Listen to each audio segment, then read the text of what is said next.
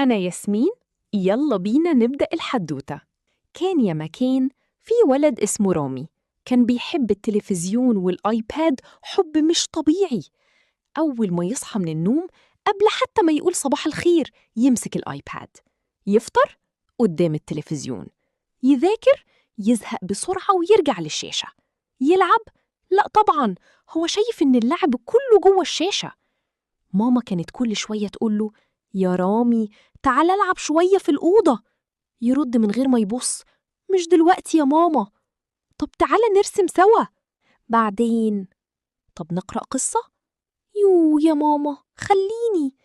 يوم ورا يوم رامي بقى دايما قاعد لوحده، عينه بتوجعه وما بقاش بيضحك زي زمان.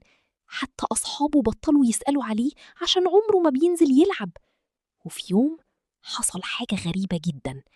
وهو قاعد بيتفرج فجأة التلفزيون عمل طط طط طط والصورة وقفت، وبعدين طلع صوت غريب: يا رامي. رامي اتخض وقال: مين؟ قال التلفزيون بصوت زعلان: أنا التلفزيون، أنا تعبت منك، طول اليوم شغال ومفيش راحة، وانت سايب كل حاجة حلوة في حياتك عشاني. رامي قال وهو مستغرب: بس أنا بحبك. رد التلفزيون: الحب مش كده، انت نسيت تلعب، نسيت تتحرك، نسيت ماما وحتى نفسك. وفجأة التلفزيون قال: أنا هقفل ومش هرجع غير لما تتغير. طفي الشاشة سودة خالص. رامي جري بسرعة على الآيباد وقال: أنت شغال صح؟ الآيباد نور شوية وبعدين قال: وأنا كمان زعلان، باي. وقفل هو كمان. رامي قعد في هدوء غريب، مفيش صوت، مفيش ألعاب، مفيش حاجة. حس بملل كبير جدا وبحزن كمان.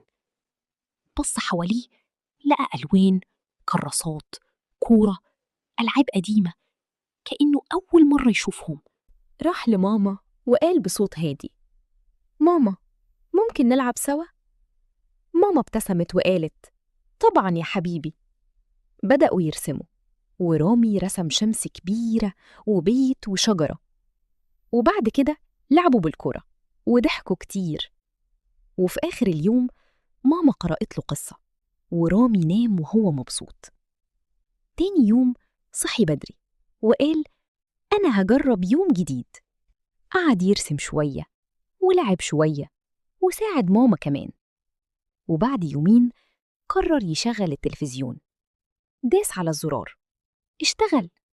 بس المرة دي حس إنه يقدر يختار وقته بنفسه. ومن ساعتها رامي بقى بيلعب ويتعلم ويضحك ويستخدم التلفزيون والآيباد بس شوية صغيرين.